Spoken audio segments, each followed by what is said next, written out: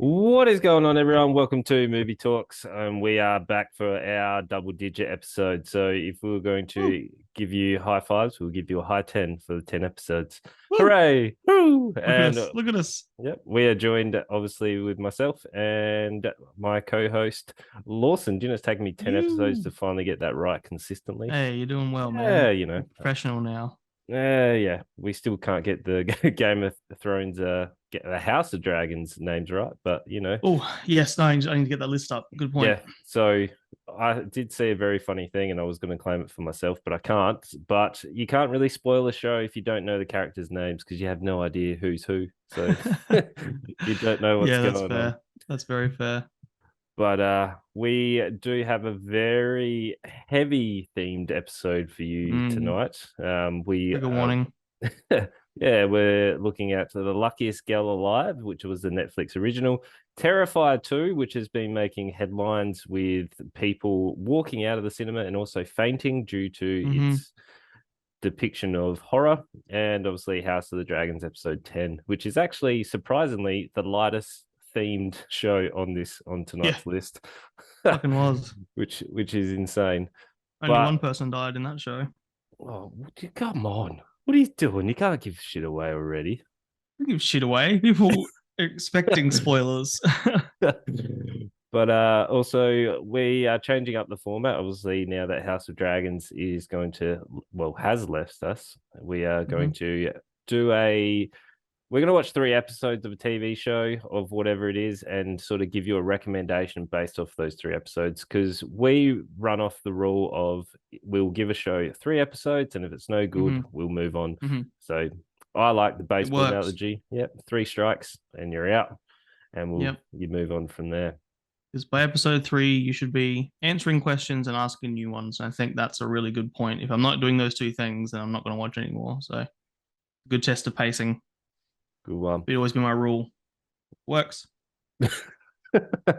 That's the math. But back by popular demand, because there was one week where we missed it. It is movie news. Woo, Feel like it's woo. a game show. What would the We need music some be? music, some theme tunes. Yeah, let's go. I feel like we also need to name this segment rather than just movie news. Nah, No, nah. It's been 10 episodes of unprofessional mess. I'm not going to change the format now. no, we are. We're gonna call it quick fire movie news. No, that's too long. A work in Movie progress. news is fine.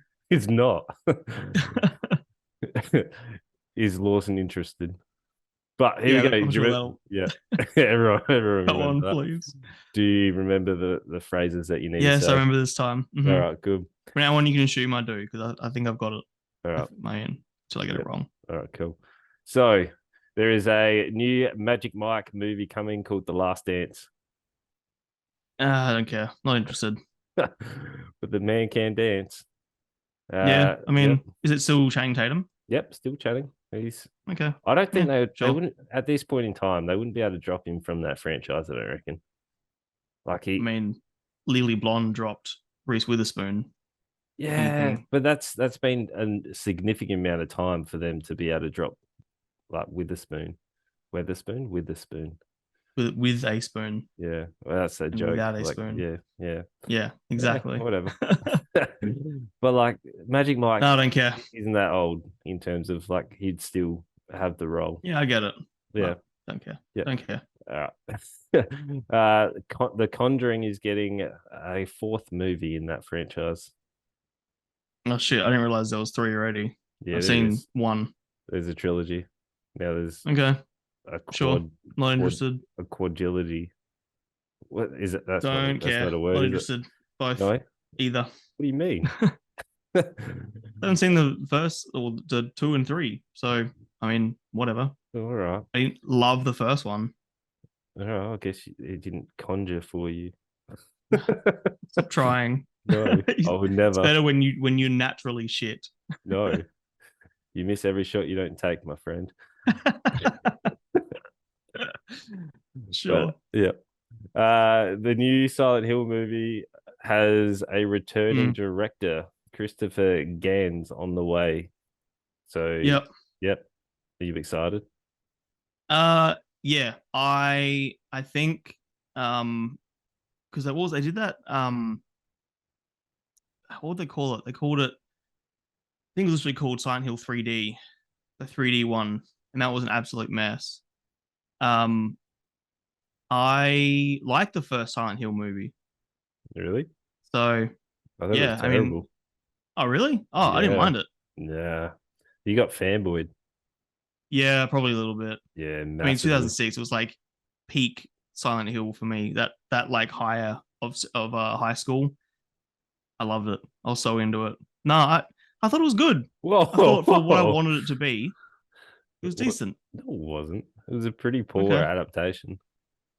Yeah, but I mean, I never expected it to be great. Of course, it's shit, but I don't know. This is Sean Bean. very contradictive. And also, just because there's another one here, Angelina Jolie to play opera singer Marie Callas. I didn't even say that right. So, Is that like Angelina Jolie's budget sister, or is it the same person? no, Angelina Jolie is playing an opera singer Well, named her name is not Angelina Jolie. Jolie. What? Yeah, Jolie. it is. Why not? It sounds. How do you say it? Just Jolie. Angelina Jolie. Jolie. Okay. I don't care. I don't know who that you is. don't, I you don't don't, know what do opera. you mean you don't know who it is? You don't know who Angelina Jolie is? No, I'm saying the person that she's playing. I wouldn't care Oh, about that story. oh, well, it could be really good. Okay. Might be. Who's Do you know? directing it?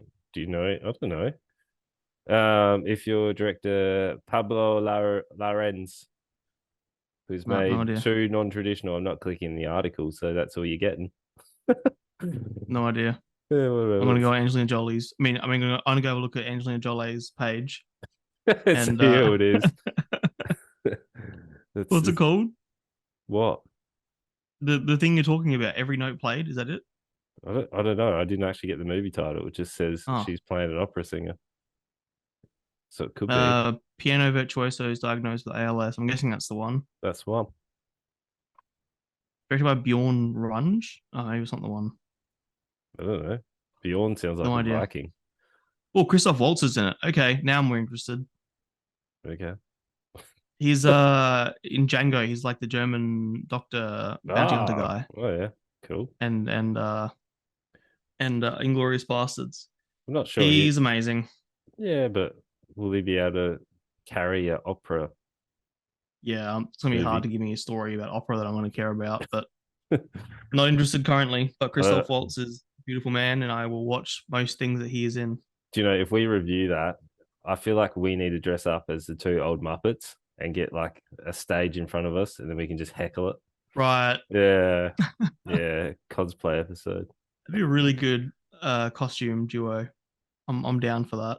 Yeah, it would be a good one. I'm And I feel definitely like, the bald one. Oh, you're bald too, though. well, I can grow my hair. I just decide to I shave can't. it. I just got sick of going to hairdressers, so I bought Yeah, my product that was advertised by myself. advertised by you. Yeah, Yeah, they didn't even get a discount. I hope you asked. Oh, I tried. I actually contacted Shaver Shop and asked who was in that ad. For everyone who's listening, if you go crew cutter by the Shaver Shop, there's an advert that looks identical to me, which I'm pretty confident it's Dry Courtney. But I don't know if it is Jai Courtney. I don't think he would have done. But then again, Gillette. I yeah, know it's not Gillette, but there's a lot of money in that crap. So maybe. yeah, and this was early days. That advert's been out before he made it into big Hollywood and stuff. Yeah, I So know. You've been talking about this for years. I know it's just comes around. All right. All right. Let's get into it. Now that we've warmed you all up in terms of our Hmm. light-hearted banter, it's Hmm. trying to get into a little bit of a heavy moment, which Yeah, I is think I might actually start with like an official trigger warning. Like this, yeah, Luckiest Girl Alive deals with rape quite heavily. It's like one of the main themes, and like PTSD and stuff. So if that sort of shit sinks your boat, then maybe skip on ahead a little bit to when we're talking about disemboweling and people being scalped in the next movie. and Skip past the also rape, skip to the scalp. Jesus. Also, there's some gun violence as well. So all our sort of Yeah, American American listeners. Yeah, Yeah, school shooting, trigger warning. Just trigger warning. Obviously, people were really outraged and saying that Netflix need to put a trigger warning label at the start of this, which I don't know. I don't think so. I think if you I don't know. Like as a credit to Rolling, if they just said there are some heavy tones, if you whatever, like they but it could has put a rating for that. yeah, but you could just put it up in terms of these are the themes, or like when you know how Netflix loads in and up the top left hand corner it says what the themes Yeah, are I'm there. loading up now. Have a look. Yeah, so like you could have those things included. I don't think it would hinder Netflix at all to be able to like do it. I just feel like if you are, yes, whatever. I don't know.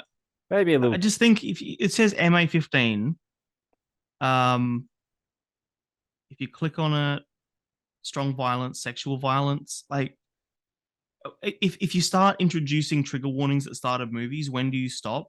That's sort of my thing. Like Yeah, MA15 plus means that you have to be a mature person. I mean, not you have to be. Anyone can watch it, but they're already saying it's not for young audiences. But when do you stop? That's all. I see what you're saying, but yeah, yeah. Well, anyway, we are not going to get in contact with Netflix to debate it with them. So they don't care about us. no. Well, funny Busy story. buying anime. Yeah, I once sent a old man email to Uber because the first $30 off, wasn't able to redeem it, so I sent an email to Uber and they never responded. I spent a good half an hour trying to find out Wording the that contact email. for it. Yeah, spent a good time on it. I don't give a shit about you. No, they don't. I didn't even get a No. reply.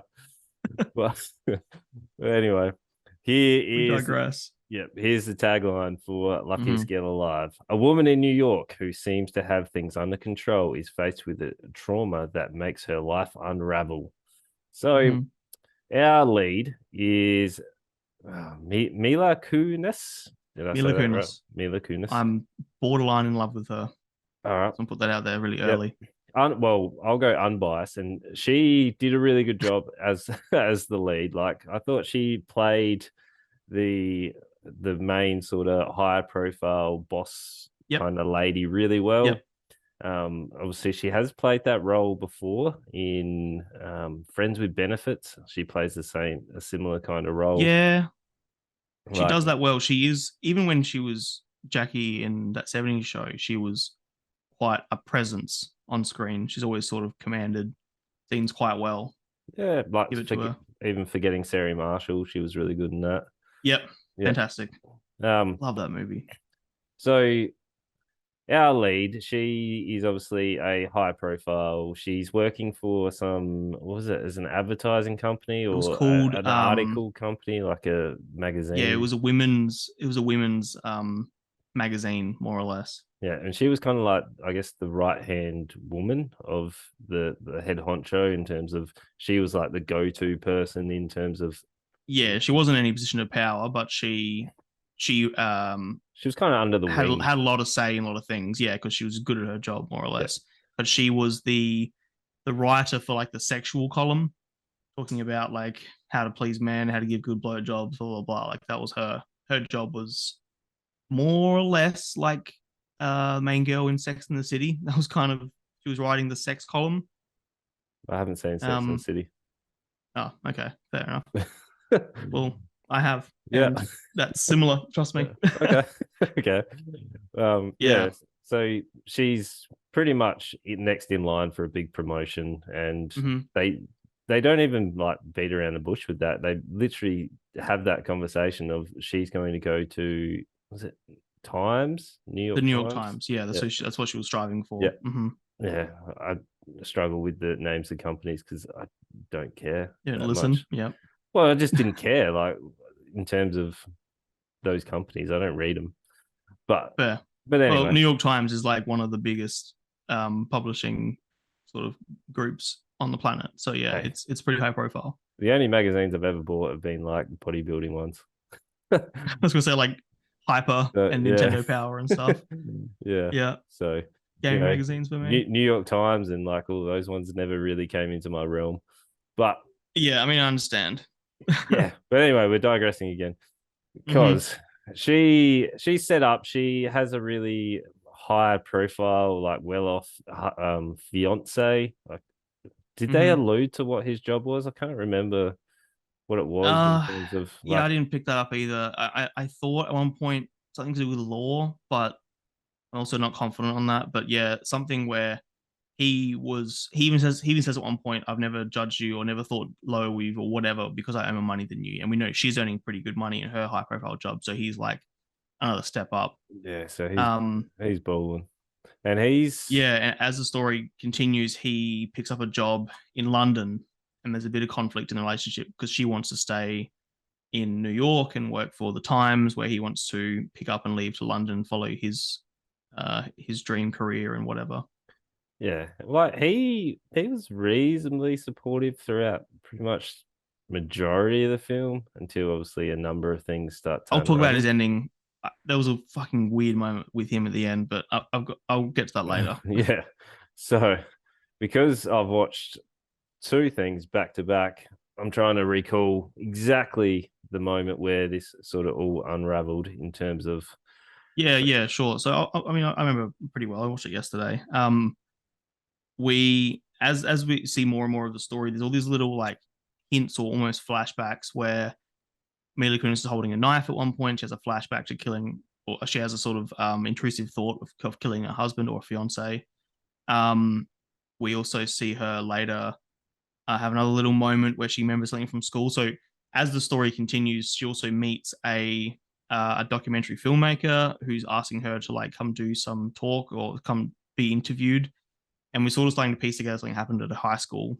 And That's right. She was we posing in learn, the other office as well to be like, yes, yeah, yeah, she was in her boss's office pretending to be the boss of the place rather than just yeah. Again, we discovered through more through the story. The underlying theme of the story is very much that that fake persona that we build in public versus what we actually want to say and do and think.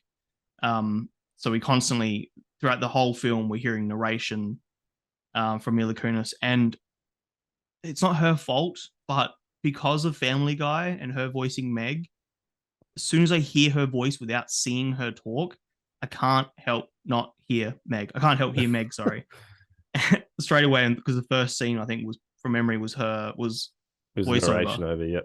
Yeah, and it's just like oh, fuck, it's Meg. I got over that pretty quick, and yeah. So as the story goes on and on, we find more and more about school, and she basically at one point goes like there's like a prom or a school dance, some crap like that, Well, and no, they leave, and there's a she was teacher, she was on scholarship, so wasn't it the yeah, whole? Yeah, so she won writing scholarship. a writer scholarship to this high profile school, and it was So it's her. just, it's the opening of Do Revenge again. Yeah, so she was essentially trying to find where she fit in with obviously the whole pecking order of this high Mm-hmm. profile sort of school, and she makes friends with I guess you'd call her the popular girl. The She wasn't. populars, yeah, They didn't really have that much screen time to be able to really establish all the different cliques in that actual yeah, school, which but they did. They sort of.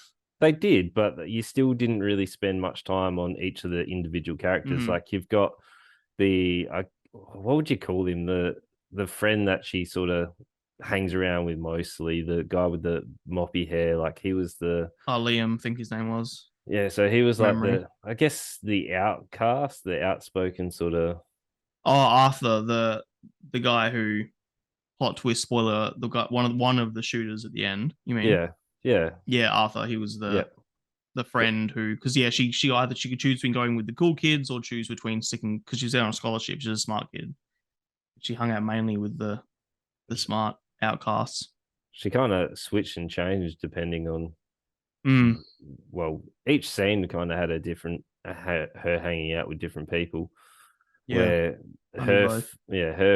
every flashback, her flirting with the different groups in terms of what to do. Like obviously, the draw card for her was to fit in with the popular people.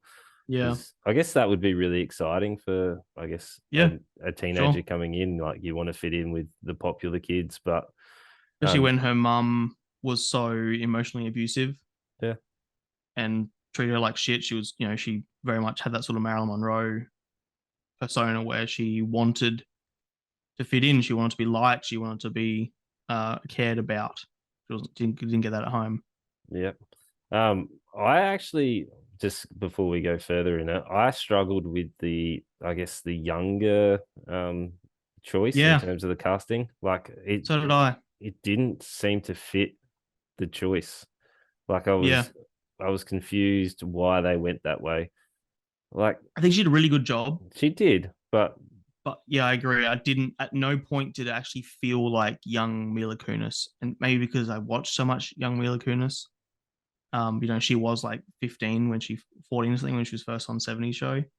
Um, it's hard to see some other actor try and play a young version of a person that I grew up watching, I guess. it But she did a wasn't. great job. I think it was just more of the contrast of, like, she was quite reserved and, I guess, Mm-hmm. introverted, where Mm-hmm. obviously now, well, what we got been established is that she's quite extroverted, like a go-getter, quite People grow gonna up do. though. Yeah, I know, but like you don't really change that much if you're like more of an introvert to fully going into the extrovert sort of lifestyle. Like She I'm wasn't a sure, complete introvert. Like she still spoke to the cool kids and she went out with them and yeah, I know, but it's, I guess, because we're doing flashbacks, it was jarring. It was jarring for yeah. me. So I do agree. Yeah. like it's I'm not not sure that was the taking reason, but it no, didn't feel like the same person. Yeah. it's not taking anything away from her actual ability. Like No. I thought the acting was quite good in this. It Mm-hmm. was just the writing choices and some of the things were a bit odd in terms of how they established it and how they sort of, I guess, executed on a number of plot twists, and it was confusing towards the end. But obviously there is a massive dance, and the Yep. popular kids, I guess, were the girls sort of coerced or whatever the word is, to like, we're going to this party. Like, were they aware of what the guys were doing at all? No, no, No, I think it was more just about because they didn't go straight from the dance to her being raped. It was they no, went to a but party, they were dancing around, there was an event and her friends had left and tried to get her to go with her.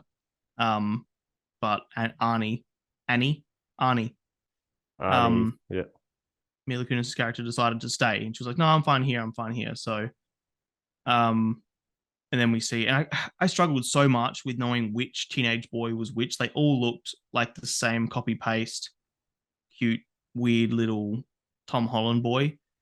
All of them. yeah, it was an odd So I didn't choice know to which be was able to which. separate them between them. Yeah, I mean, look, do the token black guy, Asian guy, white guy. Give me something that separates them because three skinny, boring white boys feel like the same character, and I guess they didn't need to be too different because they were just rapist one, rapist two, and rapist three in terms of the actual plot.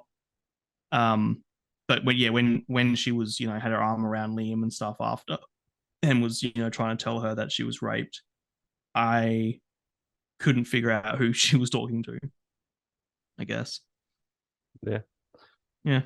but like, so once they're at the party, the whole rape scene was really hard to watch. Like, it It was was.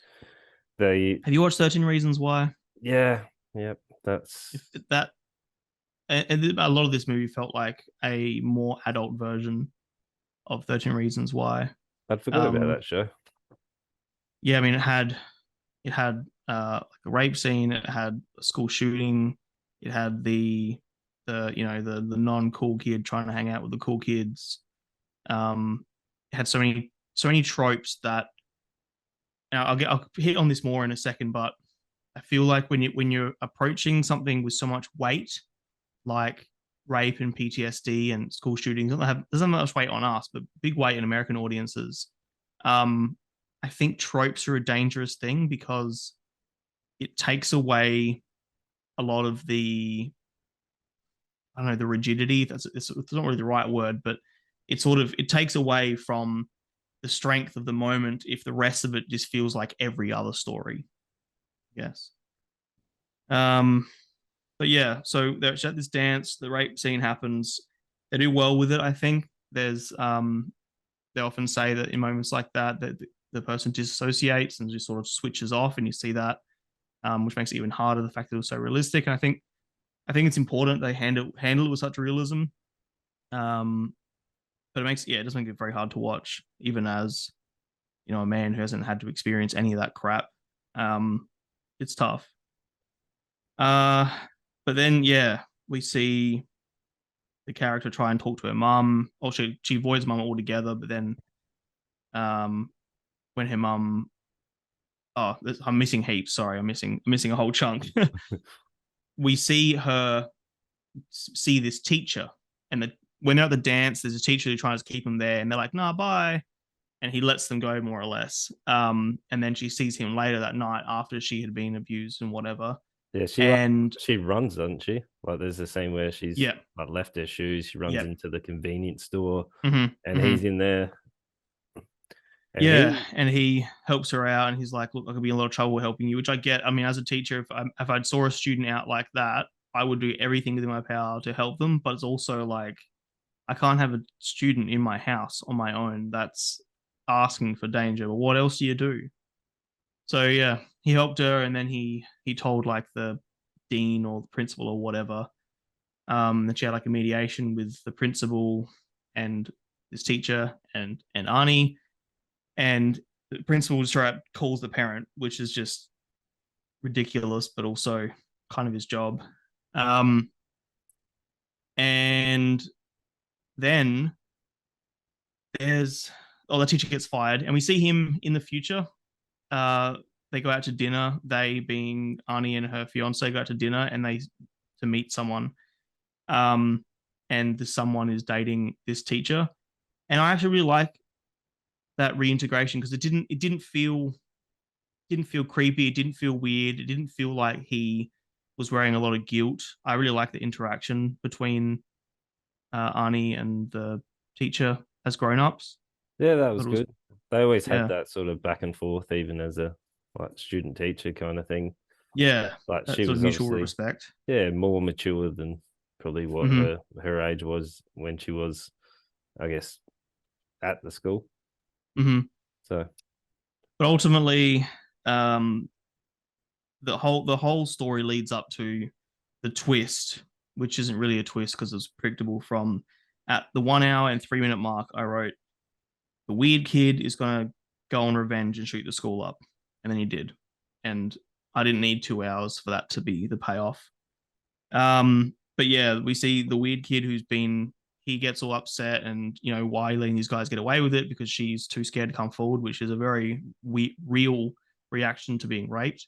It's also his other friend as well had an incident with him. Yep. Yeah, they pinned him down in the woods and shit on his chest. Yeah. And yeah, so we see Weird Kid A and Weird Kid B. I think it wasn't Andrew. It was oh my god, it's not important, but it doesn't matter. Yeah, it really doesn't.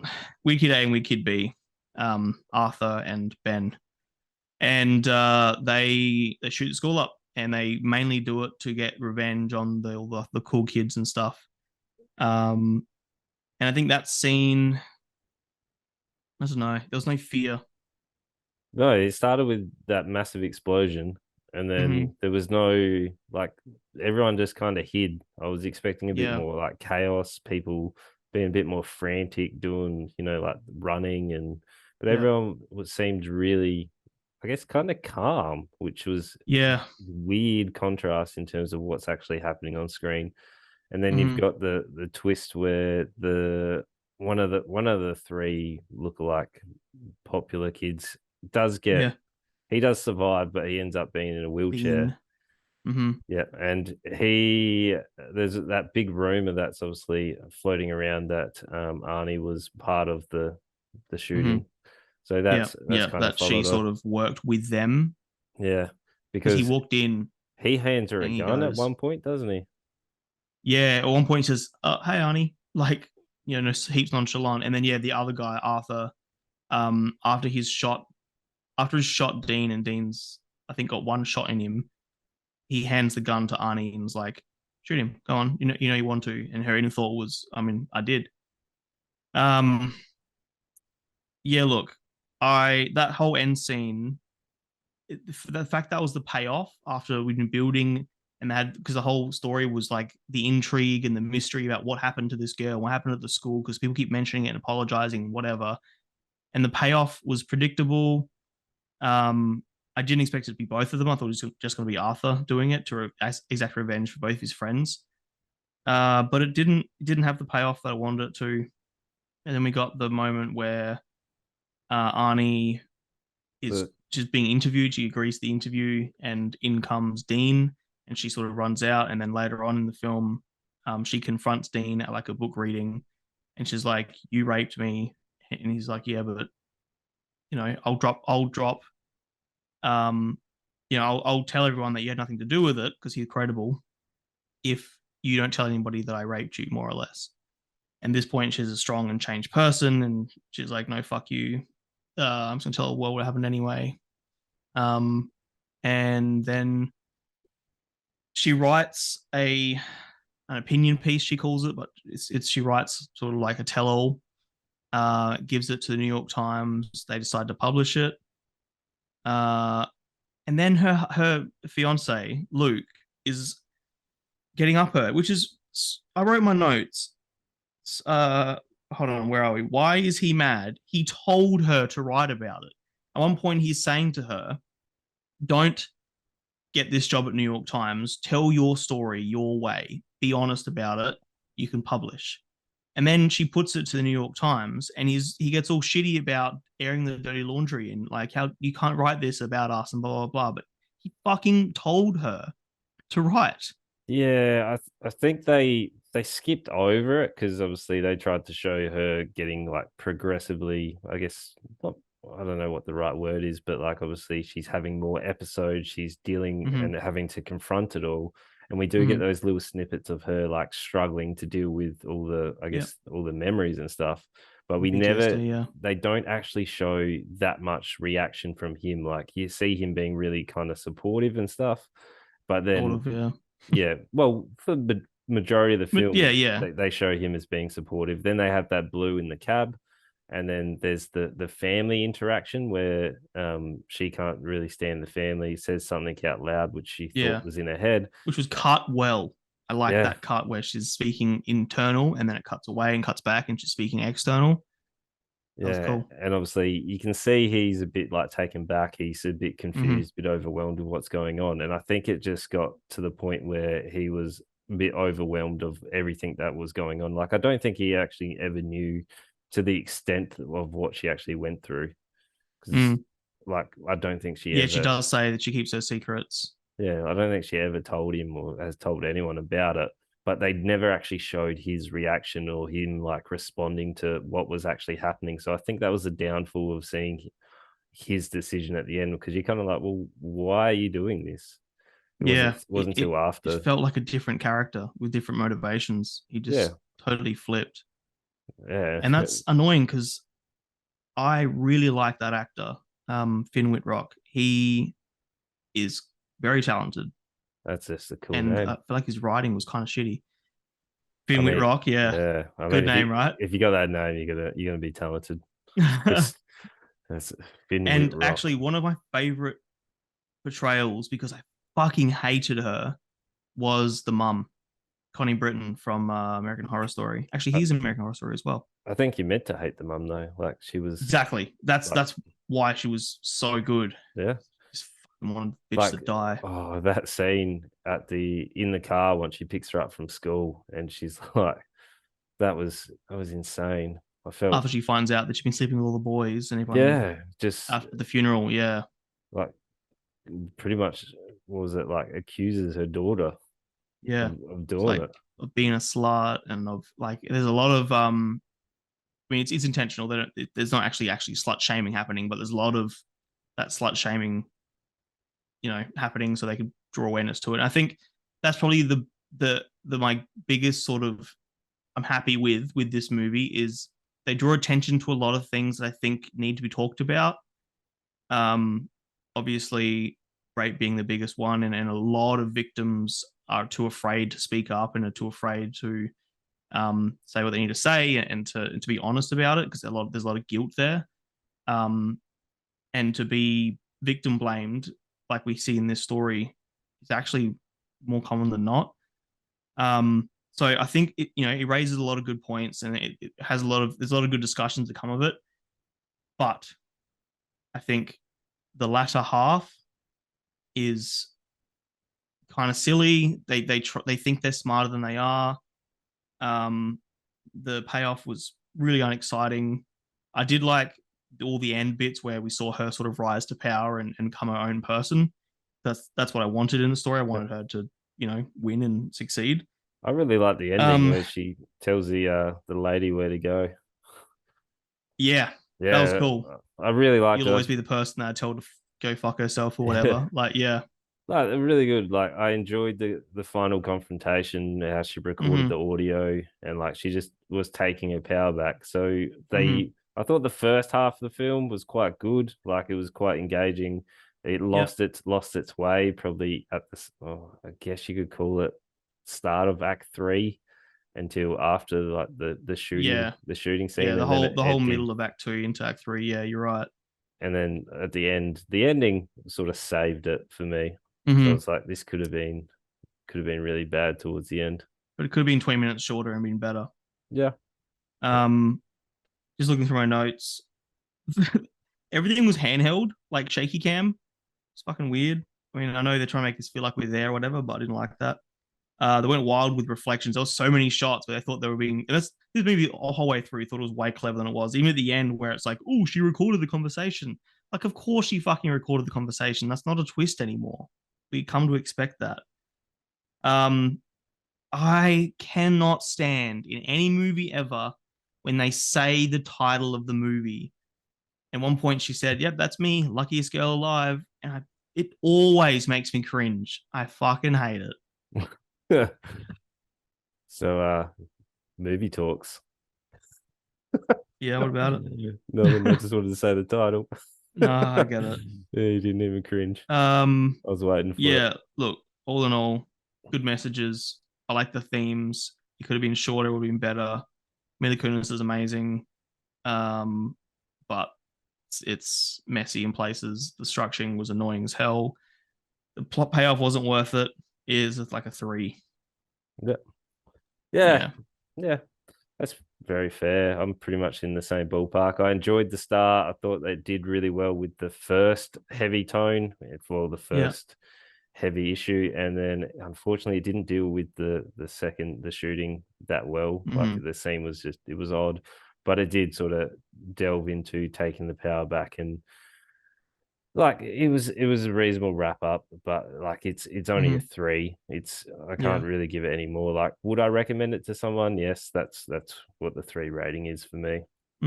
So yeah, I think I would have preferred a movie without the whole shooting thing and made it about a woman navigating the scene where she's starting to get a bit frisky with her fiance and then she has a bit of a PTSD moment. I would have liked more exploration with the PTSD of being a rape victim, and going through that story and getting your power back through that. I think the school shooting thing didn't need to be there at all, and it sort of detracted from the overall message. But all in all, actually, you know what? 2.5, bringing it down, maybe a 3. But yeah, that's enough about that. So Terrifier 2. This is the movie that is making people leave the cinemas, faint in the cinemas, and pretty much it's not for the weak stomach, really.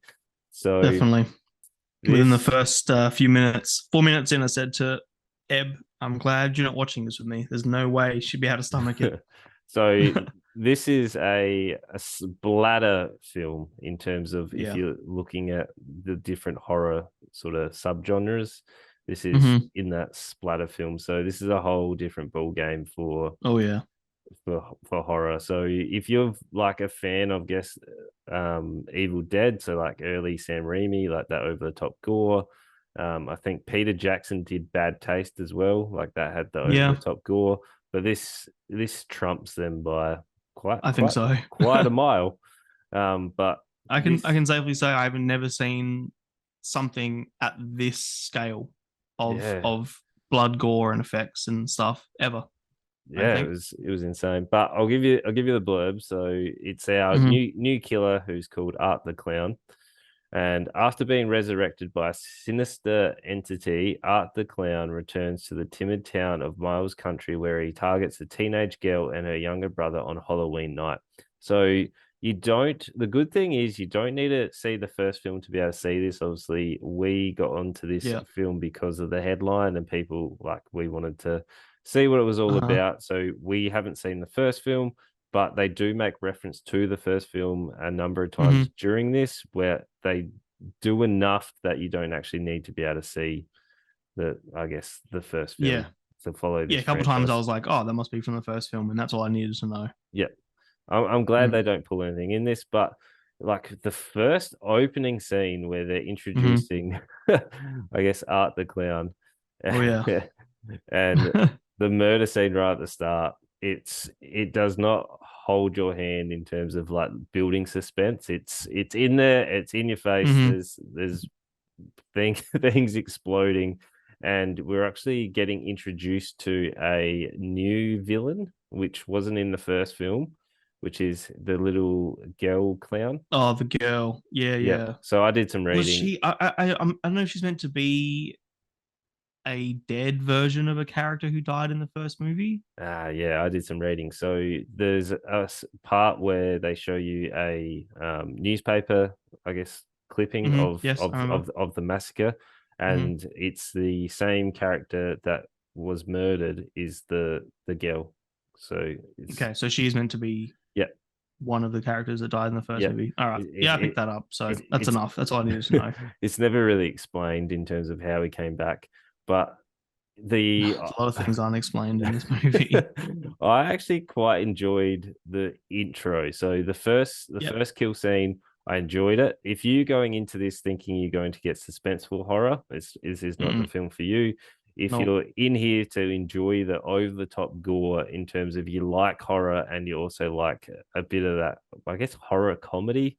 Like I'm not sure if their intention was to have that Yeah. comedy aspect, but I was laughing in some of the murder scenes, like Same. in terms Yeah.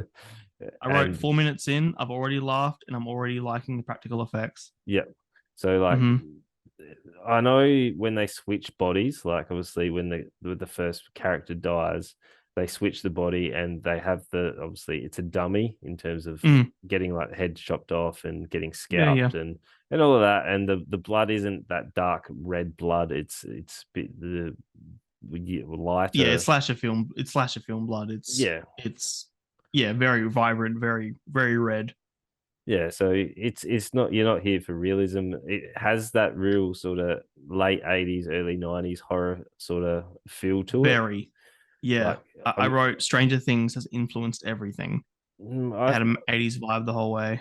I think this was more homage to like the evil not the Evil Dead, but like Nightmare on Elm Street, like Jason. Yeah. Like that's what I felt like. I didn't think it was more Stranger Things. I felt like that's where the vibe sort of came from. Where I don't know, Stranger Things has a bit more of that, I guess, goofiness to it. Where I I'm not don't sure think, I don't necessarily mean it was influenced by Stranger Things. I just think that because Stranger Things was so successful, a lot of like we saw it in Do Revenge and we saw it in it escapes me now, but I think a lot of movies and stuff are relying on that to just be their quote unquote style.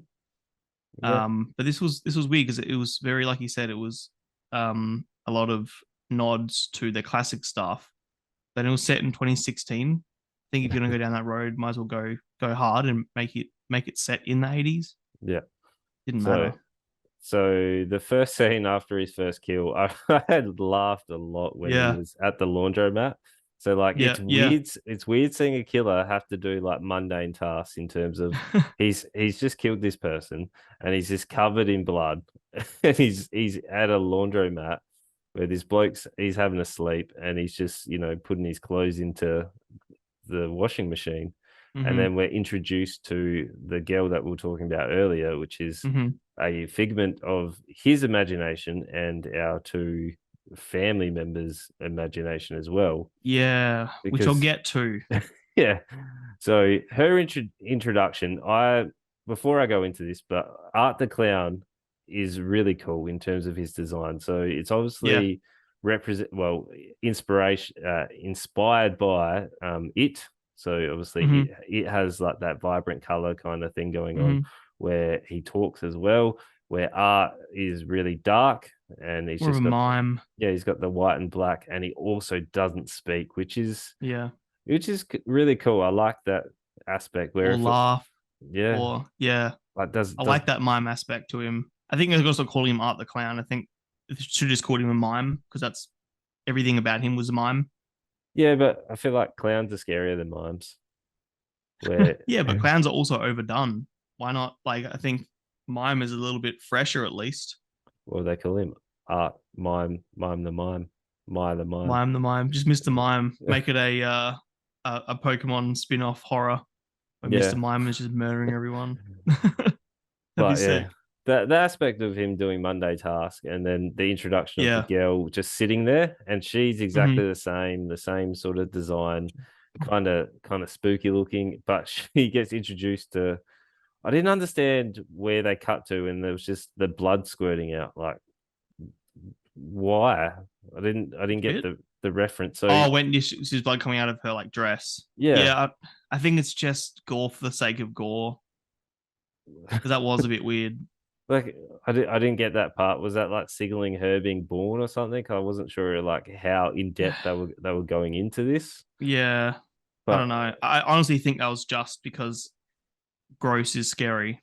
I don't think there's anything more to it than that personally. But so it was a good scene. It was a good introduction to the killer. So obviously, if you haven't seen the first film and this is your introduction to, I guess, Art the Clown, it's you know what you're in for. And then we do get introduced to our main protagonist, which is our girl Sienna. Yep. There's a whole family dynamic in the first half that never really has the payoff that you're looking for. So Sienna and her brother, I can't remember was it Eric? I think the boy with the long neck.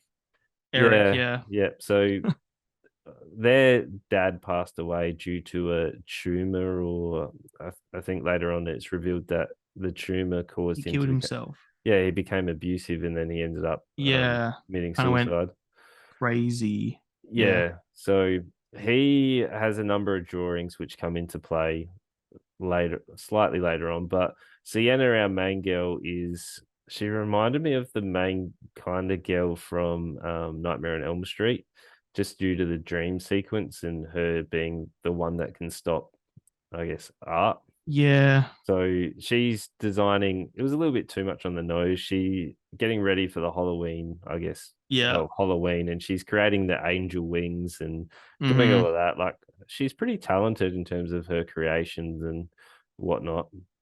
But she is. Yeah, she has to be. But she's created these angel wings. They're sitting on her mantle things. And we get established a little bit to the family life in terms of mum's a bit crazy. Mom's a fucking psycho. Yeah, so Eric and like I don't know, I'm not sure what direction she was given, but everything was fucking this and fucking that. And I can't like she just kept everything was fucking everything. And I say fucking a lot, but when it's on screen and it's every sentence, it's almost like she doesn't know how to be angry without swearing. Yeah, well, the acting was very hit and miss. Like, some scenes I'd do it right, and other scenes it was pretty average. Yeah, there was except Art. David Howard Thornton, the guy who played Art. Oh, he was awesome. Amazing. Every Art scene, it felt like The Simpsons, where every scene that Poochie isn't on screen, everyone should be saying, "Where's Poochie?" Every single time that I was watching a scene between Sienna and the mum, or Sienna and the brother, or whatever, I just wanted more Art scenes. Although the one art scene that I was like, we didn't need this was the second scene that we get art in, which is the dream The sequence. dream. Yeah, that was dumb. The Did not need to be whole there at all. that was a long time too. Like Yes. they do, obviously, Sienna goes to bed, and then we're introduced to this dream sequence. And I thought, okay, this is what art is like. He's in her dreams, he's going to like torment her, and that's what he's doing. But Yeah. you already established that he's in the world and he's like murdering people, but you've got a Hmm. dream sequence with a really weird, I guess. What are they? What are they singing about? Like cereal? Like there's Singing this. about the clown cafe. That's right. And there's a cereal box and it's got razor blades and it's got bugs in it. And then you've Yeah. got those people sitting on there, and to the Like point where adults in kids' costumes singing along. it was so weird. And then Yeah. he just gets a Tommy gun and shoots everyone. Like, Yeah. I And like, it didn't set anything up. Like there was oh, no really cool incorporation that they like reintroduced later. That it was just this song. And it was such a mashup of a scene because they had sort of gore horror and they had that sort of creepy song horror, and then there was just all these sorts of things happening, all these elements coming together, and it meant nothing. And it was real, like she, because in her room, her wings that she had made burst into flames, but we never saw art interact with anyone else via like dreams or anything like that. It made me like, yeah, the whole way through, and I still don't even know, was he a natural entity? Was he just like a person in a costume, or was he supernatural in some way? I guess he so has to be because of the ending yeah, post credits. I did some reading because I was real confused. Yeah, I do. Yeah. So they hinted at Art being Sienna and Eric's dad a bit, Yes. but they don't. The directors have actually said that's not the case. Oh, they wanted Art to be its own, like just they wanted to be a psycho killer. So so it was a man in a costume. yeah, so they've either gone with, the speculations are that a entity has like the tumor of the dad. He gave him some like special Yep. powers to be able to predict stuff because his drawings come in, and he's been able to give Sienna this random sword that came out of like pretty much nowhere. And And I then wrote, literally, as soon as I saw the sword, I wrote that sword is 100% going to kill Art. yep, And it did. yep. Of course it did. So obviously he's got some power to be able to predict the future with his drawings, because she ends up creating the costume and that. I'm not sure if that was the catalyst to everything, but they reckon either his powers somehow allowed Art to come back into the world, or Art has possessed the father. So the father is technically, the body of the father is Art, but the entity controlling the body Sure. is, So it's dad, but it's not dad in mind. It's just dad in body. yeah, Sure. Yeah, I sort of did. And that was like you said earlier about the whole, they could, that he, as in Art, could see this girl, but no one else could. But then Sienna and Eric could. And that was when I was like, why could they? And why was Sienna the savior? Like, why could she kill him when no one else could, sort of thing? And yeah, I really thought that was, fuck, that makes it shitter. I kind of like the fact that they didn't hold my hand and explain with a plot twist that Art was the dad, that it was all like subliminal. I thought that was actually a really good writing point, but you're telling me it wasn't even fucking intentional? well, I'm saying that's what the theories are. There's no like Yeah, set but you said the law. writers said that's not the case. And they said the dad is not the dad, is not the case. They want him to be a psycho killer. Yeah, right. So That makes it worse. yeah, Being the so dad is kind of cool, and letting me come to that own conclusion made me feel good. And be like, yeah, that's cool. Thank you for not holding my hand and telling me that. yeah, Lame. All right. yeah. Whatever But then. Good I for you. mean, the whole thing's a mess. Like really enjoyed a majority of the scenes. Like all the death scenes I actually quite enjoyed, besides Hmm. that dream sequence. That dream sequence you Yes, can get rid of completely. 100% agree. And Hmm. also the song, they play the song at the end as well. You can get rid of that too. Yeah, It's takes away from the whole didn't tone that add you've set up. Like totally. it's not the trope that you're going for in terms of that horror aspect. But Hmm. the scene where he like just disembowels and like cuts the the scalps in the bedroom. Yeah, the That girl that who's trick or treat, like home, Ali, I think her name was, the girl who's home giving out trick or treat treats. That was like torture porn. That was that was insane. Like brutal.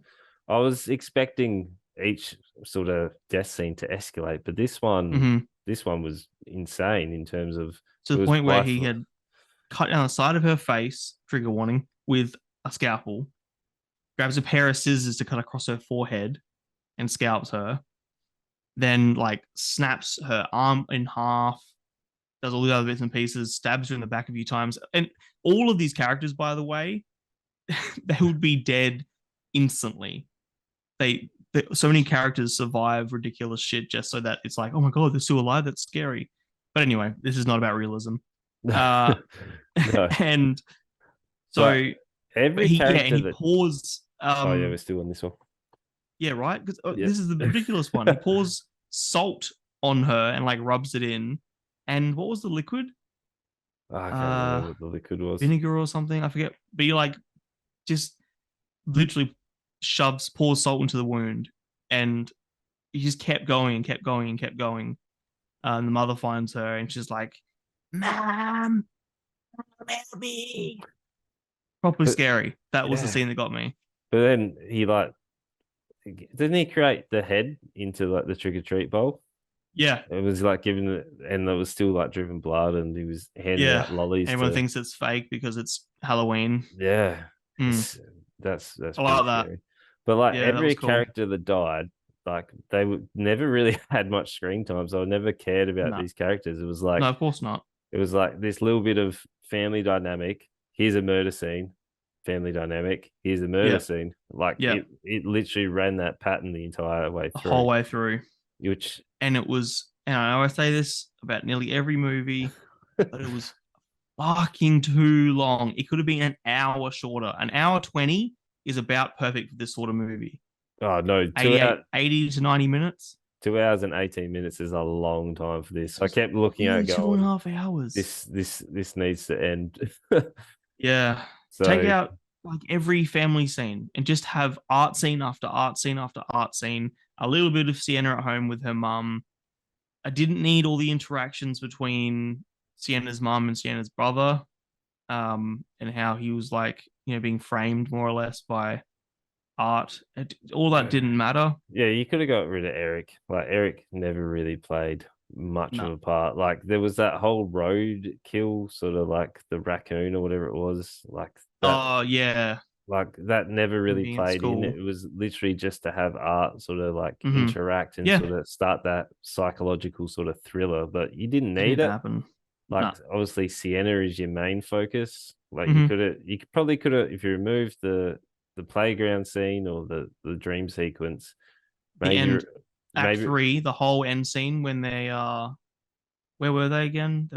In they were in one location at the end for a long time. I can't even remember. well The the whole whole end. I well I guess they needed Eric because Eric gets captured by Art and the little girl, and Oh, that's they right. They're at the and carnival. Yeah. she can mimic the voice, which was interesting. Like that was Yeah. the only time that it seemed just a convenient plot point Of course it in was. terms of It's his because whole movie. we need to get them here. So they go to that carnival. I like the Hmm. throwback, obviously, when Sienna and her friend was it Monica? Like her friend, I can't remember. Yeah, I they remember were that at name. the Halloween dance. Like I thought it was a school dance, but it did not look like a school dance. It was like a bar, and there was. But Yeah, right. Were I they was underage? Were they? I thought she was a high schooler, and then she's like getting served at a bar. yeah, I was confused But at that point, but yeah, same. I did enjoy the guy's shirt where it was like just the tip, and then his Yeah, actual and death then we scene. saw it on the window. Yeah, Yeah. like that. I can see why heaps of people walked out of the film. Like, this is not going to Yes. appeal to majority of people. This is one of Mm, those like cult classic kind of movies where you've got that cult following of people who like yeah. Well, the it is over because the top. it was fun. It was crowdsourced. It was an Indiegogo film. Um, so it's a passion project, and that to me redeems it a little bit. And this is made by people who, like, the director was also head of effects. Like, this is what he loves. He loves gore, and he loves creating realistic, well, in air quotes, realistic gore scenes, and going as mental as he can. And power to him. They had a lot of fun with it. It sort of reminds me of uh, uh, Who Killed Captain Alex, which is like this Tanzanian, or I think it's could even be Zimbabwe or something. I'm probably being racist now, but some African country made not the whole country, but like this little group of people in this little village made this video that always copped shit, but it's a passion project. It wasn't about making money and being something spectacular. It was about being something fun. This had a budget of $250,000. Well, That's nothing. They could have made it an hour less and made that money go in better places. But it's a lot of movie for $250,000. I'm not mad at that. yeah. Also, they were at a nightclub. I Oh, was I was scrolling down and there is Jackie Adjurangna. She is a nightclub bartender. sure. Okay. So that was All confusing. right. Um, Underage. She was a high schooler though. yeah, I don't know. I guess whatever. But then there was a whole scene where a friend like put a Molly, like half a tablet in a drink, and there was a Yeah. whole phone call with the mum. Like, there's so many things you could just get rid of Yeah. in this in this film, I where know. Just even scenes. even the end sort of final confrontation, it was odd. So long. So It was so long. they have like That's what I mean by Act 3. Like that whole end scene was like 30 minutes or something. that whole back and forth in terms of like they finally no. So what I was like, no one's ever fought back against art until right at the end. Like, her friend tries to Right? swing, and then she gets the acid. Oh, we skipped that whole random scene where the interviewer, the TV scene where the Hmm. original survivor victim was on the Oh yeah, it TV. was. It was like Yeah, the that's right. full like burn victim, and then ended up attacking the interviewer. And there was like And like ripping her face off or something. yeah, it was like a mid-credit scene where Yeah. And they alluded to it a couple times, but again, it meant nothing. The writing in this, but again, why? If you're going to make a passion project like this and you care more about the blood and the effects and all that sort of stuff, why even bother with this complex story? I Just don't think make it I don't think they had art a is out complex murdering story. people. Well, they tried, Not really. They were but like, they, this would be a cool element, this would be a cool element, and they were just here's one but they scene didn't, and they didn't link anything together. That's my point, I guess. They no, tried they didn't. going, yeah, why even bother? It just didn't need to be. I could do a cut of this that is an hour shorter, and it would be a way better movie. How's the final scene where she gets like a twist is she gets stabbed by the sword and then she falls into this random vat of water that Yep, is holding her down, and she's then re-seeing the clown she's cafe, watching the scene which from her dream, yep, and she which dies, she does well, yeah, she kind of dies. I was reading and again, and then that everyone is talking about that she's like the other entity. So the bad entity went into her father's body or art, whatever you want to believe, sure, yeah, and yeah. the good entity is her, and that's why she's able to deal damage, and that's why no one else is able to deal damage to art because she's the good entity and he's the bad entity. If you want to But go down why that why biblical. her, and when is that explained? It was the symbolism apparently, which is the sword. So the sword was left for her, and she was being held down. So she gets the perspective of art. So you can see she's being held down by a rope and like a hand, which is holding her down. And Yeah, then she breaks free because the sword starts glowing, and that's why. no, you can't. you can't justify bad writing with it's symbolic. Like that's fucking bullshit. I It's thought just you'd bad be all writing. about it because you'd be all this art house stuff. Yeah, if something's symbolic and it's done in a good way, I'm all about symbolism. But You didn't even buy it on that one. no, because I don't need to. I thought I'd bet you uh, on that. nah, this movie is a piece of shit. I enjoyed it. Like, I had a really fun time when it was art scenes. Every other scene, I was just wanting for it to be over, I reckon we should watch the first one because the first one's what 86 minutes or something. which is perfect.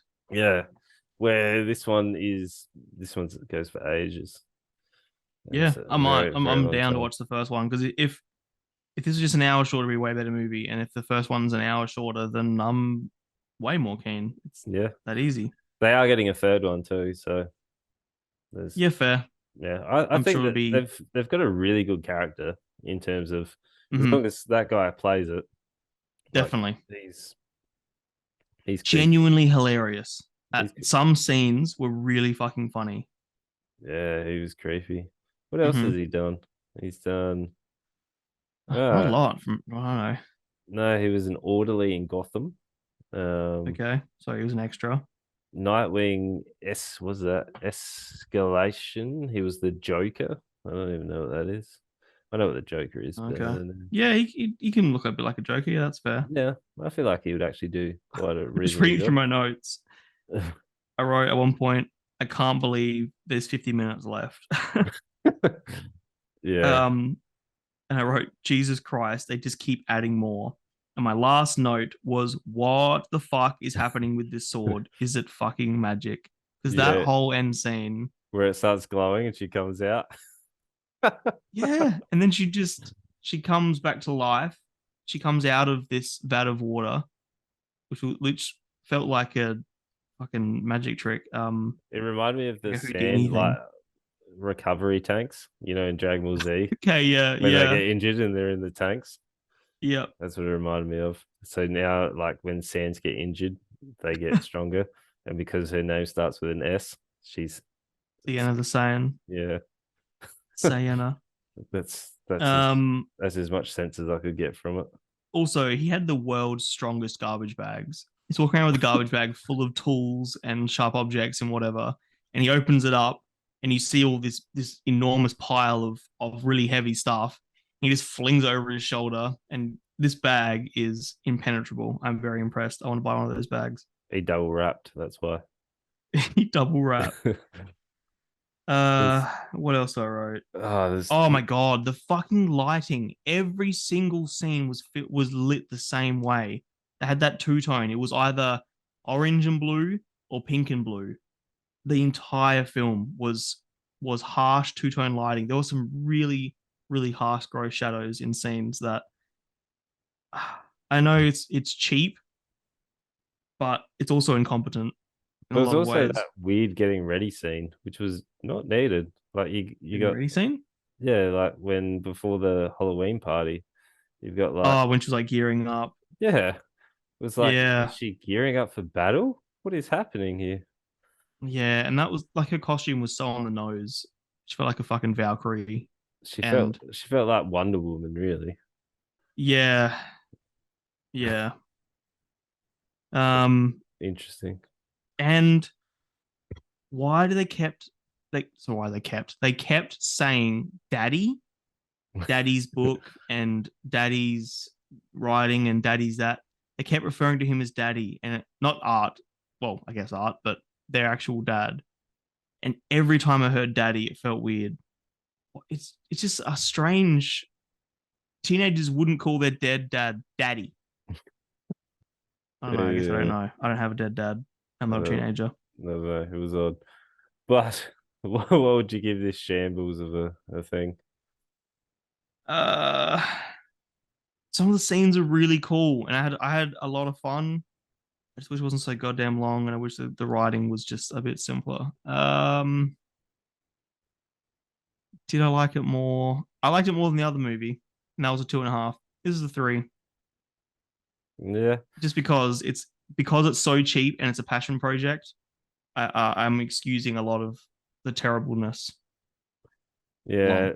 I think for me, it definitely it's less than the other one, but I would recommend it to people just because it's so, I guess, out of the norm in terms of what it tries to do.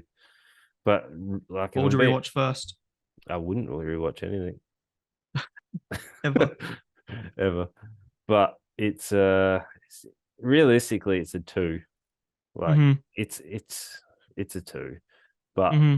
I would recommend it just because of the scenes. Like I would probably just say go watch the intro, skip the skip the second kill, and then Yeah. watch the bedroom murder Yeah. scene and also the car murder scene. I laughed a lot when I'll tell you what, if you're listening to this, message one of us and I will make you a cut of this movie with just all the art scenes and it'll make just enough sense and it'll be interesting and fun. yeah, And I'll even have moments in there for a brief intermission so you're not just being bombarded with over the top gore. torture porn. Yeah. I feel like you get desensitized after a little while. Yeah. The first one was super confronting because I didn't know what to expect. I guess I didn't know a lot going into this.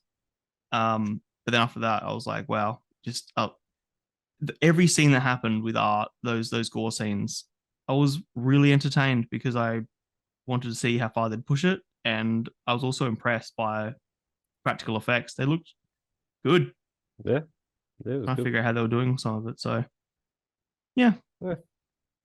All right. So now all the heavy stuff is out the way. We're now into episode 10 of House of the Dragon, the Black Ooh. Queen. So we're at the end of season one, Mm. finally. So while mourning a tragic loss, Rhaenyra tries to hold the realm together, and Daemon prepares for war. Like Yeah. that was I was expecting more from the episode in terms of I was expecting Oh, the war to start. Like I was just after the end of last episode where Rhaenys, I think Ray was it niece, Rhaenys? Ray niece, like Whatever. nephew. Yeah, whatever. I was close. I So was getting it wrong last episode as well, so I wanted to yeah, sort of get that better. but like when she was obviously flies in at the end of episode 9, I was expecting the war to sort of really kick off in Okay. episode 10, but like I'm okay that it didn't. I was just that's Mm-hmm. what I came in expecting. So this for me was kind of like seeing the other side because we did get to see Yes, exactly right. Alicent's like I guess her turn. So if we're looking at the green and the black, sort of that's what the fight's going to be. Mm-hmm. So our Black Queen is Rainy. Ah, my God, No, Rhaenyra. Rhaenyra. I was focused on trying to say the other one right, but she it does get the news that obviously Alicent has put her own Aegon, Usurped the throne. yeah, Mm-hmm. on the throne. So there was a number of things that happened with Damon as well. Like you can see Damon is kind of I guess you want to say a caged dog. I don't really know what the correct terminology for it is, but you can see he wants to do stuff. Like he's ready to Yeah. go. She's ready to punish. Yeah, where she's like, Mm-hmm. no, this is what we're doing. And there's Yeah. that whole conflict between those two going on and which leads to him strangling her, which Yeah, was more or that less. was that out of just frustration or was that out of like Well, that was when she raised the point of I need to be on the throne because it's Aegon's prophecy or whatever. Um, and I'm not sure if it was him realizing that his brother kept secrets or whether or not it was because he says the line something about like false prophecies or whatever. Um, yeah, it was that surprised me that he just straight out because he's never really been violent with her, but I guess no, it's not outside of his character. or was that kind of like him coming to the realization that he's never gonna be on the throne? Was that like I'm not just sure if I don't really. I mean, I know he wanted to, and he was meant to be next in line. At one point, he was.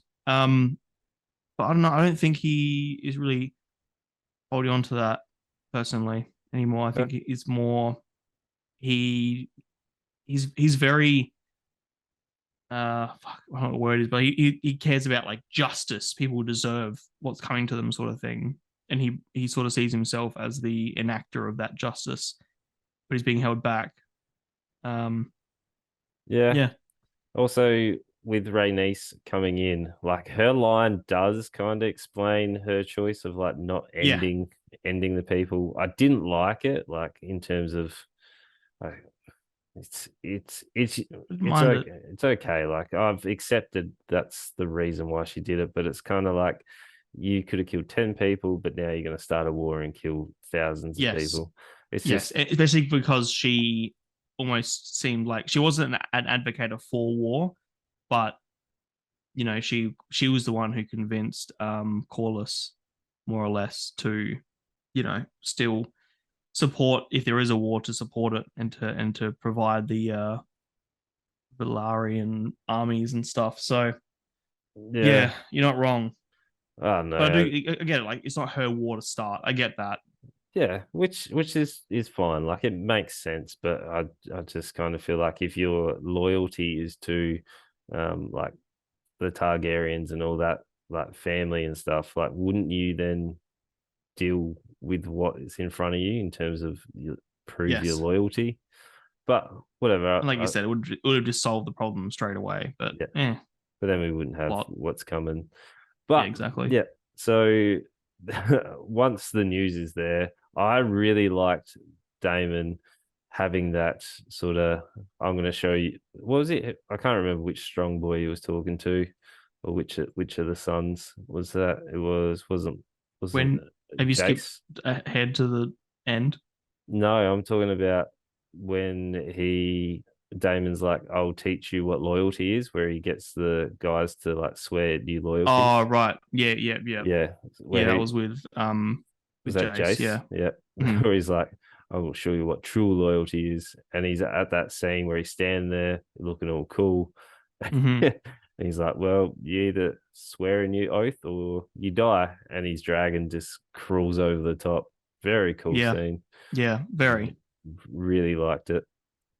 We got probably more dragons in this than we have in any other episode Yeah, because we've got definitely. Otto comes along as well, and we do get. I Uh-huh. I love the inter sort of power play between Otto and Damon. Like they're standing on the Oh yeah, bridge, and like totally. they've always thrown little cheap shots at each other, and they're always Yeah. been like trying to up one, and then they were like, "Well, we need to give it to Rainier," and then she flies in with the dragon. Yep.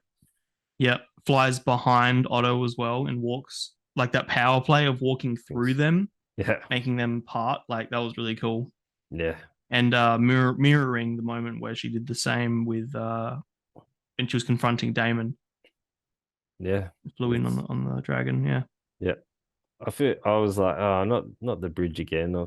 Thought we'd done with that sort Yeah. of scene, but Yeah. they did well. Like it was justified to have the same, I guess, set location. So it wasn't like It rehashed was or reincorporation reused. too. Yeah. Didn't feel like convenience. I Mm, felt like it was reincorporated. yeah. But also Rhaenyra, the scene where I guess was it stress that caused her baby to come out? Like it was early. Hard to say, hey, Like but that yeah, I whole guess so. I was assuming it would like it would be a pretty stressful situation. Like Mm, your father's died, you're fighting, you're about to go to war. Like you, yeah. there's a lot going on. But Well, so as soon her, as you find that information out, your brain would just go into planning, into anticipation for all the shit to come. That's a lot of stress to take on instantly. So yeah, could have yeah, been just that. and her delivering the baby with her like I guess they were handmaidens or whatever Yeah, was standing by, and she just pulls the baby out. Like yeah. that was Stillborn, yeah, it was pretty pretty confronting. badass, but also yeah, that was pretty heavy that scene. Yeah. But Mm-hmm. at the same time, you got Damon trying to give like orders and stuff, and you can hear her like Yeah, obviously screaming, crazy. yeah. And she tells Jace, "No one is to make any decisions until I'm there to make the decisions. Like I'm the queen here." Yeah. And it's true because she's calculated. And I loved the scenes where she was in the room with all those men, and every single man in the room is saying, "Let's go to war, let's go to war, let's go to war. We've got these people, we've got those people, blah blah blah." Like they're hammering in that how important it is to go to war, and she's trying to play the pieces. You know, she's slowing things down and thinking about the decisions and the outcomes rather than being rash and jumping into something that is going to doom thousands of lives. Um, I I really like that in her character. I think that shows a lot of character development. You know, the hasty, do now think later character that we saw from her teenage years has grown into a calculated and smart woman, and I really like seeing that in this scene, in this whole episode, actually. Yeah, it's good character Mm, arc. for sure. And then there was nothing else in that sort of build up, was there, until they're about to, calculate Um. themselves, ready to go, where they need Mhm. to contact all the other, I guess, surrounding. I Yeah, guess, the Lords. yeah, that's the ones. Yeah. She didn't calculate this one, but she unfortunately sends Luke or Lucaris, Yeah, Lucerys, but yeah, there's Luke. Lucerys, yeah, sends him to help out to deliver a message, Hmm. and it was cool seeing him ride a dragon because we hadn't seen them like No. riding their dragons before. How he like lands at, was it Storm something or other, Storm, whatever Yeah, the I forget castle is, Storm's End. yeah, something like that, where he Hmm. lands, and in the back is the other Yeah. dragon, Valgara, or whatever, however Yeah. you say it. It's Vagar. Vagar, yeah. Um, that was really cool because you see him land and he's like patting his dragon. You're like, fuck yeah, like you shouldn't be scared, boy. You should be so proud riding on that thing. And then you see this fucking colossal dragon peeking its head over castle walls. It's And you're like, oh, yeah, Yep, he. you're in And trouble. That's then you know five instantly who's there. five times the size. Hmm. That's what it's meant to be. That's insane. Right. It's a huge Yeah. dragon. So, And because we know who rides that dragon, we're instantly like, okay, Aemon's here. yep, That's cool. yeah. So as he comes in, how's just the tone of his face changed? So I was like, well done, kid. You've done a Aemon reasonable or the actual Luke. of Luke. Like Yeah, you can see him there. You've got, he did great. yeah, you got Eamon Hmm. standing there, and all right, here we go. Retribution's coming. And Hmm. just his delivery to the Lord, and then the Lord's kind of like little giggle and, well, what do you Yeah. got to offer me? What are you offering me? Yeah, Yeah, like yeah. I've been offered a marriage. And he's like, I Hmm. can't. I'm already, like I'm betrothed. betrothed. Yeah. That's the one. And then it just kicks off. How good was Eamon's eye reveal? I was like, that Yeah, was the cool. sapphire, whatever it is. Yeah, Hmm. takes the eye patch off and is like, Yeah, give me your eye or your life, pretty much. yeah, yeah. Yeah. And I mean, I'm a little over that. It's we've that's been done a few times now that Aemon wants Luke's eye as retribution. I don't know. If someone Uh, took my eye, I would be pretty upset too, especially in those but he times where it was. himself said, "I have a dragon." Like I felt like Aemon's character moved on years ago, and Mm, now, I don't know, it uh, made him feel like a bit of a brat in that scene, a bit of yeah. a bully He, rather than, yeah, well, he is, I guess. But he is though. And he's going to be like, look at his dragon. Like, he's doesn't have that much to fear. And oh obviously, yeah, he knows there's already tension. There's always been tension between them. And to the hmm, point where this is his chance to finally strike. Like, he's never had hmm, that chance to be like, this is it. I'm going to get my eye from you. yeah, without anyone to stop me, because Yeah. in previous scenes there's been a room full of people, Yeah. Like, but who now? this was it. Like, you can see everything that escalates from here was like, Yeah, this is it. We're finally, no one's here to hold our hand. yeah, Things yeah. things may or will get out of control. Hmm. As soon as you see Luke leave, you're like, all right, there's no way he's going to outrun like Aemond and his dragon. There's just No, this boy's fucked. He's gonna lose an eye, but he loses a lot more than that. especially not in the storm. So I was very concerned when they were flying their dragons. I was like, this can either go really well with the CGI, or Right. it could be really awesome. And Huh. luckily for us, it was. You just said it's going to go really well or be really awesome. I'm guessing Oh, you mean really bad or I really do. well. Yeah, I was concerned that I was concerned that the Yeah. CGI wouldn't live up to two dragons battling. Yep. But I think Yep. the use of the storm sort of probably saved them in there, because how are you going to show the scale Sure. of that massive dragon chasing down Yeah. this Okay. little dragon? Like I was concerned. And But without the storm, it would have been too one sided, too quick. There's nothing for the small dragon. There's no way for him to hide really, besides in like the narrow whatever it was, like the cliffs that he was flying through, whatever. yeah, he probably would have had to stay low and use the any terrain Mm. that was It possible. needed the storm. The storm added suspense to the scene. Yeah, but like Well, definitely. his dragon's so much smaller, it's going to get outpaced, especially in a strong storm. Oh, Like there's no every way time. you're doing anything. Totally. I like that you could see the smaller dragon was almost struggling in the wind, and then you see just come in and this colossal mammoth of a dragon. So sick. I also liked how the dragons have their own, seems to be their own sort of sense of will, or like they're like, Yeah, well, they're still wild beasts. yeah, they're like, oh Mm-hmm. baby, and they were all a bit like, Yeah, kind of, both of them. yeah, Because you see, um, actually, this is something that I'm not really sure about, but remember how when Damon got shot with an arrow, the dragon reacted too, like back when he was attacking the crab feeder.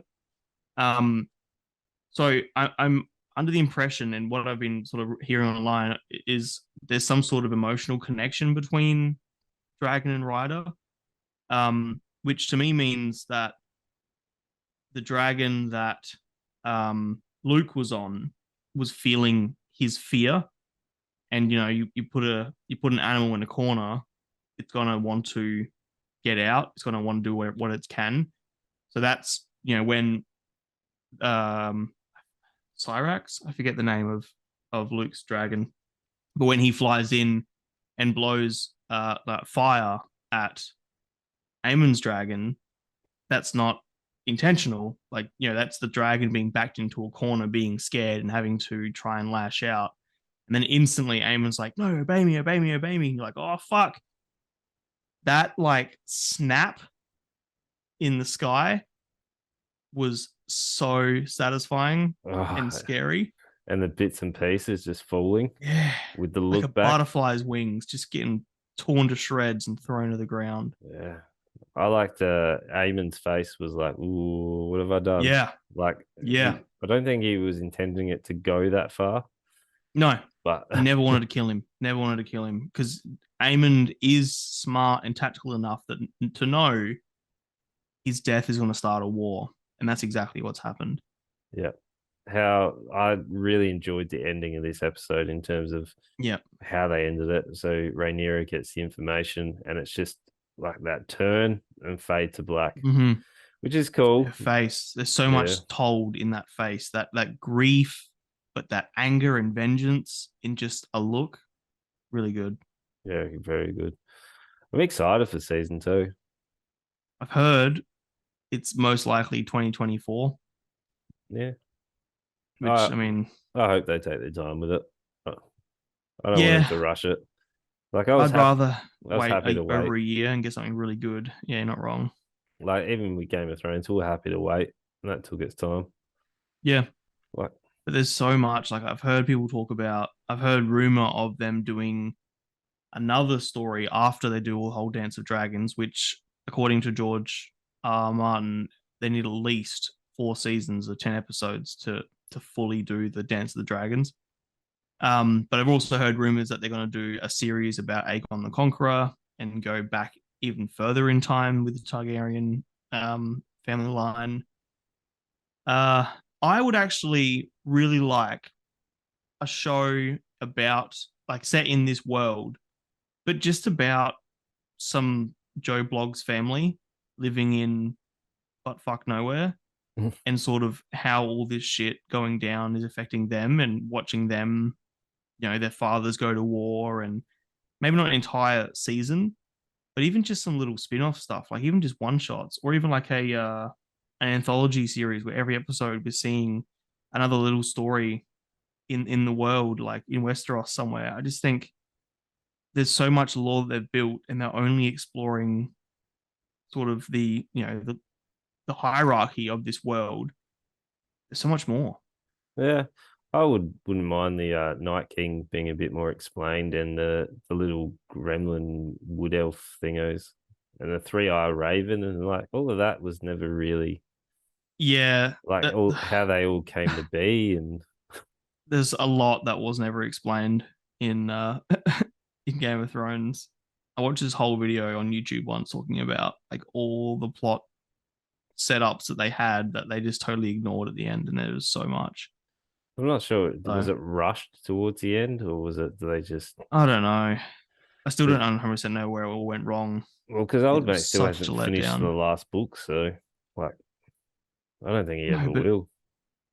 yeah, I don't know. Hey, but 'Cause I think he gave him the end point, and it was like make your own way there. why not? Anyway, I don't want to go into a huge discussion about Game of Thrones, but that ended really, and that's I guess always going to be that bitter taste in my mouth. Is no matter how good this show gets, ultimately Bran is the king, and everything means nothing. Yep. So Well, hopefully yeah, the Jon Snow one will rectify that for you, yeah, we'll see. We'll see because where that goes. that's meant to be after. So Yeah, is that coming out this year? Next year? I don't know. I can't keep track of Must be next year at this point. Yeah, I'm actually not sure. it. I'm gonna look it up real quick. But what would you I'm a give little this? curious now. What would you give this episode? This episode, um, it's probably one of my favorite episodes of the season. Maybe like a 4.5, 4.25. It's pretty Yeah, good. it was good. I enjoyed it. It was definitely a 4. Like every episode's been pretty Hmm. good. Yeah, yeah. I don't think our lowest. Well, my lowest one was what 3.5, I reckon. Yeah, yeah, So okay. yeah, like very Yeah, very solid. Did you find it? yeah. I I really, really liked how they did, the previous episode was all about the Greens and how they're reacting to the death. And then we go straight to only learning about the black side and hearing about how they're dealing with the death and everything, all the events that came from that. Because, and I didn't notice this until I saw Aemond and Luke together, but I I didn't realize how much, because I really want the black side to win. I hate Alicent now. Otto's a little prick. Bloody My Chemical Romance lead singer is now the king. Um, I don't like any of them, but I really, really, really like Aemond on scene, and all of his scenes are very, very fun. And it wasn't until that scene at the end that I realized, damn, I'm not rooting for Aemond or anything to do with him. And whereas last episode, when they were tracking down uh Aegon and they were trying to get him, whatever else, I was rooting for him and I wanted him to get what he wanted because he's a fun character and I like him. So separating the two and letting me root for one and then root for the other before bringing them together, I think really paid off, and I really enjoyed that. I think it went really well. Hmm. Yeah, that's fair. Did you find? You? Yeah. Sorry. What? I enjoyed it. Uh, It was good.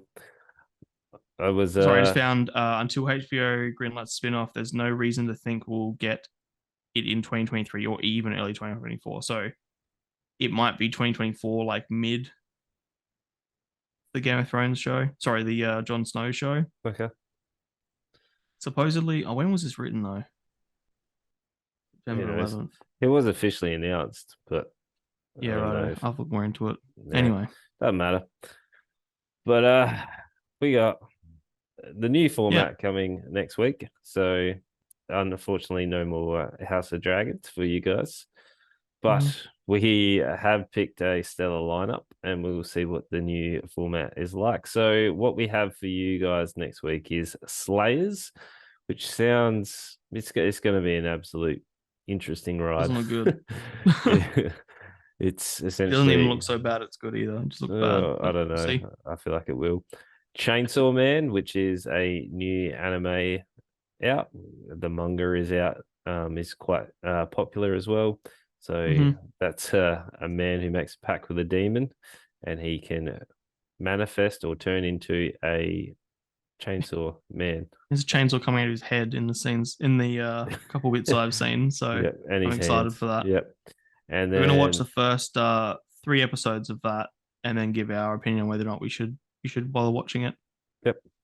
Yep. And also Del Torre gets a new series on Netflix, which is called Cabinet of Curiosity, which is Yep. like a Black Mirror weekly episode release. Mythology series, yeah. Yeah.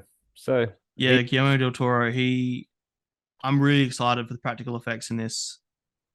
Go watch the trailers and that. I'm not sure how well it's gonna be written. I mean, he's pretty good at that stuff too, but yeah, I'm keen as for this. yeah. Del Toro is awesome. Like if you haven't seen Pan's Labyrinth, go check it Hmm. out. It's Yeah, incredible. heck Like yeah, the thing with the eyes. yeah, dude. The thing's insane. He's so good at that stuff. Yeah. Like Even what did he do? um Shape of um Water as well. Shape of, I was about to say, yeah, Shape of Water. Yeah, I mean, he did Hellboy as well. Yeah, Hellboy was, Hellboy's great. yeah, it was all right. I mean, great looking. Yeah. Not sure about how good it is in terms of the writing and that, but it was pretty cool. I mean, yeah, it's pretty good for what it is. But Yeah. yeah, new format, and you know what to do. It's that time. But our fun weekly word is dragons. What? Dragons. Dragon? Dragon. Okay. No, it Dragon, dragons. has to be plural. If you say dragon, I'm not How going to about Art respond. the Clown? Yeah, Art the Clown. Reference any of the Just shows we just watched. anything. Say Just tell us you Lucky liked it. Art Dragon. That's what you're saying. Lucky Art Lucky Art Dragon. Dragon. Yep. Yep. That's it. You might win a prize. You might be Sure. lucky. But yeah, you know what to do. If you want to make someone's day better, you want to make someone's days worse. If you want to laugh, if you want to cry, you probably won't cry, but you know, it will bring all sorts of emotions to you. You know what to do. Make sure you tell them about movie Tell your books. friends. Tell your friends, tell your acquaintances, tell your siblings, tell your whatever, everybody. Just yell it from the rooftops, your balconies, Everybody. everybody. Just Everybody. do what you can. If you want to share us on social media as well, that'd be awesome too. I don't think we've ever asked you for that before, so do Oh that. yeah. Do that. It'd I be like pretty that. cool. Yeah, Yeah. share us around. Take a Yeah. screenshot, put us in there, Yeah. and yeah, I will respond to you. I So probably won't. yeah, well, I might tell you about it later on. So Yeah, you'll fill yeah, me in. yeah, fun times. All right, tell your friends. See yous. Heck yeah.